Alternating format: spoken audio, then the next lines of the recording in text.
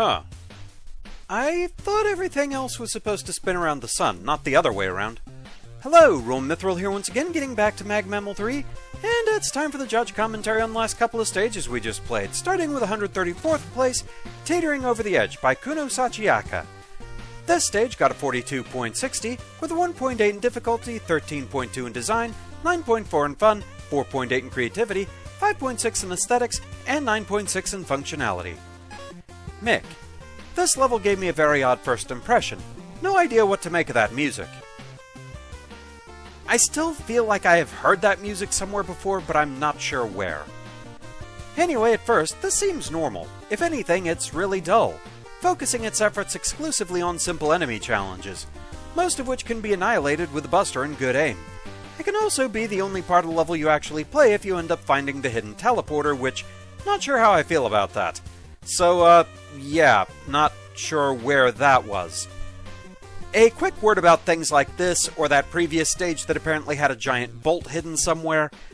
Unless something is specifically, tied to a collectible I need to find. For example, finding the tokens, or an achievement I need to unlock or something, I'm probably not going to go out of my way to explore every single stage with a fine-tooth comb and check out every little nook and cranny. There's enough we have to cover as is. After the checkpoint, we have the most precarious teeter-totters known to all mankind, attached to railings that look like they should be solid. The seesaw section is the most involved part of the level, and it's also really easy to mess up and die on the tiny platforms. There's a reason why Blade Man preferred spikes under his seesaws, and it wasn't just because they were pointy. And after that, the level just ends. Kind of a neat concept, but this was bare bones in a lot of ways. Credit to Skullmet for being an effective turret at least, and Giant Lyric for the sheer what the fuzzy barbecue factor. That was pretty silly. Otherwise though, this was just there, which I guess is better than making me want to punch something? I think we can all agree on that. Shinryu. This felt like less of a full stage and more like a small showcase of the Blade Man seesaws, one which didn't even do that much for that matter. There's only one semi-interesting thing about this stage, and even then, this is a bit of a stretch to call it such. The enemies that are positioned to land on the seesaw as you ride it. That on its own could have been worth exploring for a level theme. Maybe even have the enemies trigger the seesaw platform for that matter. It doesn't really work here though, given their only real purpose is to knock you into the pit below. Beyond that, I honestly don't know what else to talk about with this stage, given just how unfinished it feels. The giant lyric out of nowhere was kinda funny, and the seesaw's rails looking like solid ground certainly threw me off at first, so there's that I guess. Sorry, I've got nothing else for this one. This is just a very empty feeling level all around. Patchy. Safety rails not included. This level has a certain cute charm to it, probably because of the whimsical music and the simplistic level design. The beginning half of the stage is rather lackluster, but still serves as a fine way to introduce the enemies that would be used throughout the stage. That being said, the whole teeter gimmick could have been handled better. Need a less confusing texture for the intangible rails for one thing. Also, less reliance on getting hit once and be knocked all the way into the death pit kind of challenges. Nice giant pixely lyric at the end, that was weird. Gyro Man is an appropriate boss for this stage, being somewhat sky-themed. Overall, not very much going on with this one. Flashman 85. Between the cheery music, plain graphics, and simple challenges, my first thought was kid-friendly NES shovelware. The level grew on me after a while though. Enemies are introduced and reintroduced at a steady pace, and the main gimmick kicks in once everything else is suitably familiar. Granted, the opening stretch is dull, even for a safe introduction. More varied architecture is warranted. The first Skullmets and Curlingers need a little more space to safely and completely communicate how they operate, and the first seesaw track is unforgiving. Still, there are well-timed power-ups to help the player through the first half, and the midpoint is right where it needs to be. The second half is tense but fair, cleverly balancing fast combat with careful platforming. I would have added spikes below the first few platforms as a sort of safety net, a small weapon refill toward the middle, and some deterrent to bypassing the whole thing with Rush Jet. The enormous lyric is a hoot, and the obligatory big hopper at the boss gate pairs nicely with the bottomless pit to the left. Add Gyro Man and his intriguingly uneven floor to the mix, and you've got a satisfying end to the level. The secret area is cute, but the construction needs major tidying, and the teleporter is a bewildering surprise. The background desperately needs clouds or a color gradient or something. The seesaw rails are a good start, though they look solid and decidedly are not, RIP me. The foreground, however, is pretty neat. I appreciate the use of eye-catching architecture rather than fancy tiles to punch up the aesthetics. All in all, this is a pretty decent level. What it lacks in flair and polish, it makes up for in heart. And Ace Spark. So, this level is playable. It starts to pick up a bit towards the end, as you start to encounter falling seesaw platforms and curlingers, giving a legitimate and earned sense of danger at an otherwise fairly tame stage. After some consideration, I even like the large lyric, doofy as it is. 5 times combo, everyone loves the giant lyric. It definitely got me. That was very funny. I don't know why, just suddenly a giant lyric cracked me up so much, but it did. But the stage just feels very sloppy overall. Many enemies have little thought to their placement, and many of them legitimately cannot hit you. Some of the jumps feel very haphazard, especially when getting off the Snake Man cloud platforms. Well, those always feel awkward to me, mainly because of the source material where I don't know what it was about the Mega Man 3 engine, but those things could just suddenly decide, collision go wonky, we're yeeting you off the platform and into the pit. I would at least assume they're better in this engine. Aesthetically, the pure blue background makes the stage feel so empty. At least the foreground is consistently tiled. But worst of all, what few novel challenges might be there get repeated and copy-pasted immediately afterwards. This stage is just dull, man. Gyro Man's new room doesn't add much to the fight, but it is appreciated. The haphazard layout does work in the fight's benefit for increasing Gyro's threat level. Yeah, something about that did make that fight feel a lot tougher. Honestly, I think the music choice might be my least favorite thing about the level. It was so obnoxious that it further sapped any fun I could have had. I think I was grateful the stage was just over by the end of it. Repeated visits for getting the review and score quickly led me to the mute button. Oh no, I didn't think the music was really that bad. Overall, this was a fairly light and simple stage. It had a gimmick in mind, and I think it worked well with it. Having the seesaws fall at the end of those tracks, I think that was an interesting idea, because you don't really see that with the particular asset as it's normally used. So, that was a cool way to use it. And, yes, all hail the giant lyric. And yeah, like I said, it's interesting how just changing up the arena that you fight a Robot Master in can really change the flavor of the fight. I honestly feel like that did add something to the Gyro Man fight, because normally Gyro Man isn't really that hard, but here, he definitely gave me a run for my money. Next up, 133rd place, House of Fun by Smizek Orzezek. Again, I'm very sorry if I butchered that name. I'm not really sure how else to pronounce it.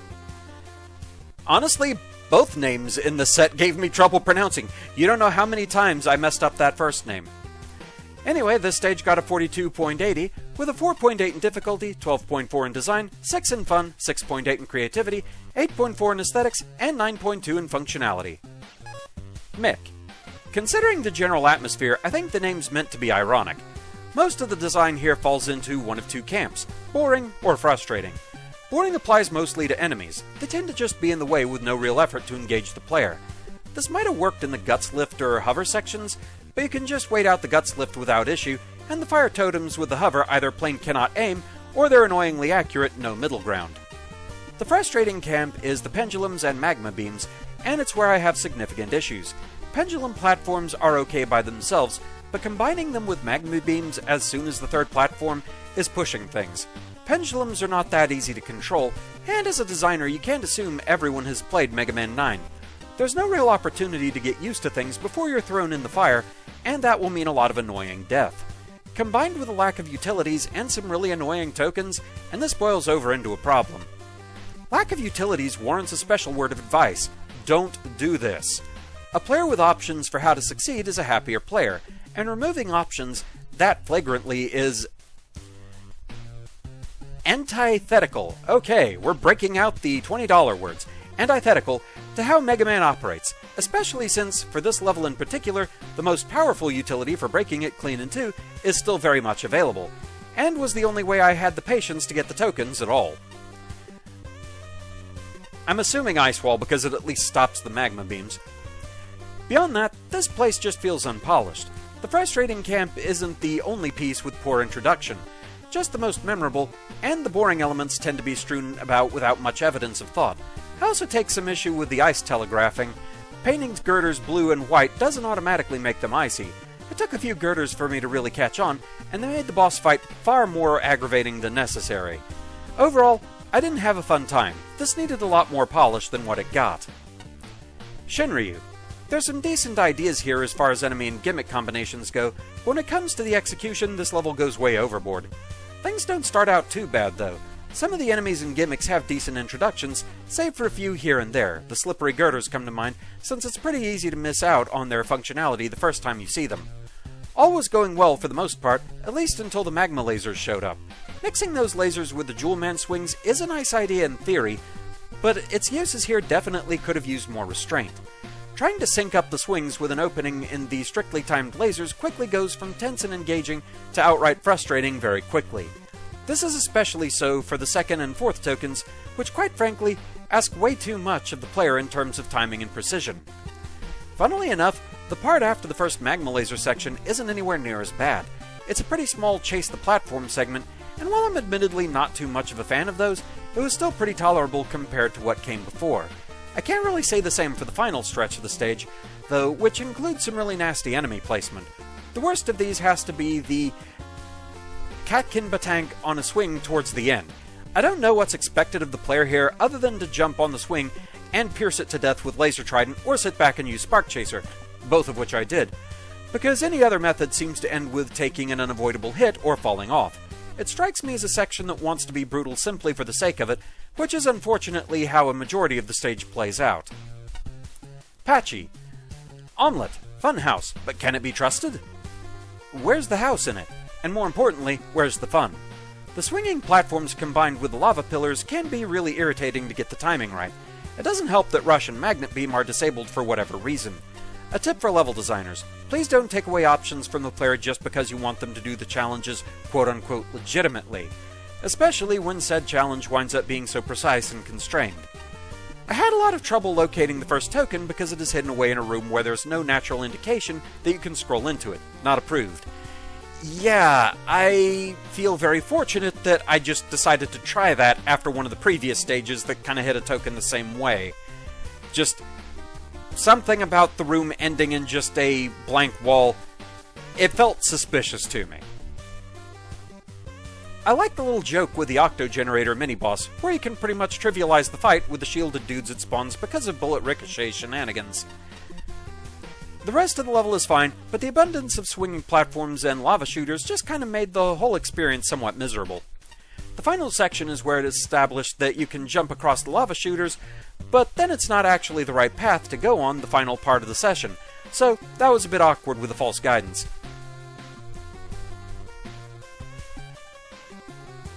I think I read over that right. I'm sorry, I'm very tired. It has been a day. The Grey Devil has a very wonky vulnerability window that it's just not fun to fight against, so of course it's made worse here by adding damage spikes into the arena. Fun indeed. Yeah, Grey Devil, it is one of my two least favorite bosses in the dev kit. That and Ballade, and they are both my least favorites for very different reasons. At least the music is actually fun and energetic, a nice rendition of a Super Meat Boy track. Okay, so I was right. The colors could use a bit more saturation, though. The choices of tile sets were fine otherwise. Flashman 85. Instant death challenges involving both precision platforming and precision timing, spanning areas so wide that blind jumps and disorienting back and forth screen shifting are unavoidable, without any of the usual utilities to ease the difficulty when needed. On a first playthrough, this was one of the most unpleasant levels in the contest, making me distrust houses and fun. On a second playthrough, knowing what I was in for, the difficulty was almost bearable. But levels should be designed to make beginners into experts, not to punish beginners for being beginners. The first stretch teases a halfway sensible learning curve, which promptly falls apart when the level begins bombarding the player with one-off enemies and advanced gimmick setups that leave no room for error. It's a half-minute wait if you miss your line-guided platform, and the timing in that section makes it especially clear that the level is intended to be played in a very specific way. The climax is a deadly surprise of count bombs and rising and falling platforms, which were only seen for half a screen, half the level ago, leading into a thematically irrelevant boss fight. Lack of enjoyment aside, I don't see how this qualifies as a house of fun. I was expecting an amusement park vibe. Mirrors, bouncy floors, assets from Clownman's level, wacky architecture, whimsical decorations instead of functionally minimalist ones, carnival music instead of something that feels like I'm scaling a mountain, etc. I do like the checkpoint placement, the look of some of the backgrounds, the creativity of swinging platforms plus magma lasers, the trickiness of the token challenges, the fact that the spikes in the boss chamber blow up with the boss, and the opportunity to swing enemies off of platforms and into spike walls. Wait, does that work? Is that how you're intended to deal with the big shielded enemy on that one swing? Huh. Several good ideas here, but the execution makes me weep in agony. And Ace Spark. This ended up being a long one, I'm afraid. Okay, so House of Fun, eh? I can think of a few other F words that would better suit the stage, like fiddly, frustration, falling, maybe even heck. Language! I suggest anyone playing, especially those that like to go in Buster au Natural, bite the bullet and just use the weapons. Yeah, that was definitely hitting me toward the end, at least with that tank enemy. Because that is the only way this gets remotely close to its namesake. And honestly, if the fact that a level requires that it is... If the fact a level requires that is communicated up front, I can get behind that, but frustratingly, it just isn't. I don't think that was even the level's intention, seeing how all the Russian magnet beam utilities got disabled. So, anytime enemies show up, their entire shtick is to either drag out the length of time between the checkpoint and whatever pit Mega Man found himself thrown down, or be completely out of the way, chucking projectiles as the player tries to awkwardly time themselves on the Jewel Man swings, paying attention to the magma streams, only to get conked on the head the moment they jump, so Mega Man goes down yet another pit. If the actual Jewel Man / magma stream challenges weren't this awkward, maybe, just maybe, the enemies wouldn't keep making the player feel like a right... Wazok? Hopefully I'm saying that right. Yeah, so like I've said, I do read over the judge comments before actually recording them to try and get some semblance of the flow so that I can at least try to get through them without stumbling too terribly much. Success may vary. And I saw this word, I looked it up to try and get a sense of what it was. As best I can tell, it's basically just kind of a mild insult, like idiot, jerk, that kind of thing. I swear, it's a theme with the Mag Mammal projects. They want me to have encyclopedias. We had the joke about either one or two, I forget which one, making me have to get an encyclopedia of internet abbreviations. This one's... Between Ace Spark's commentary and Forge Woman existing, I think I need an encyclopedia of British slang at this point. Because, oh boy, this combination of gimmicks is the furthest thing from fun I can think of. So making use of the Jewel Man swings requires a fairly sizable attention from the player to use, right? It is not exactly the most basic of gimmicks, and the player needs to keep track of the combined momentum and timing. The magma beams also require timing, right? You time away between them based on the visual cues and sound effects combined. In the source game, these were used on flat, often static screens, and were still a bit of a nuisance. Know what makes it really hard to keep track of either of those things? Being on a bloody swing that moves said magma beam generator often on screen, thus blindsiding the player as they swing right into a beam that they could neither see, or in some cases even hear coming. It's especially cute when you're between magma beams and on a swing. Very cute. Also cute is the first long corridor of this combination ending on what has to be the tightest jump in the stage.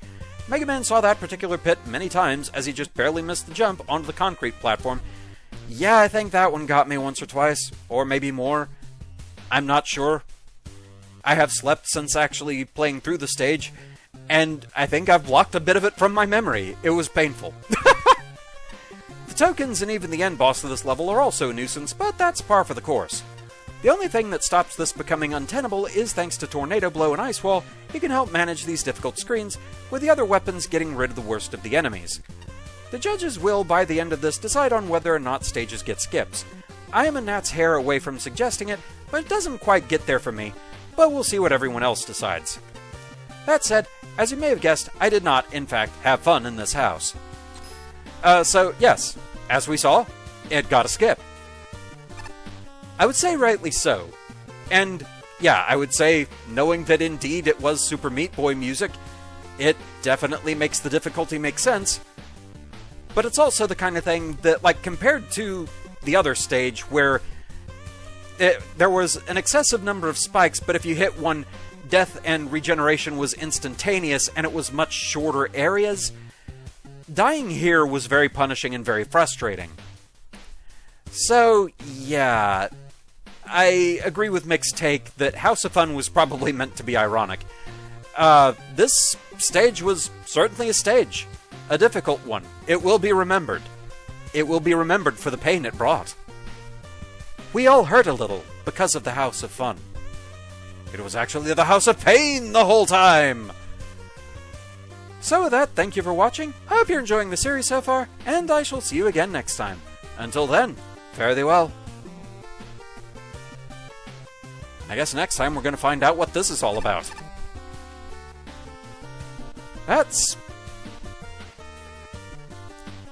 I know it's a DOS Robot Master.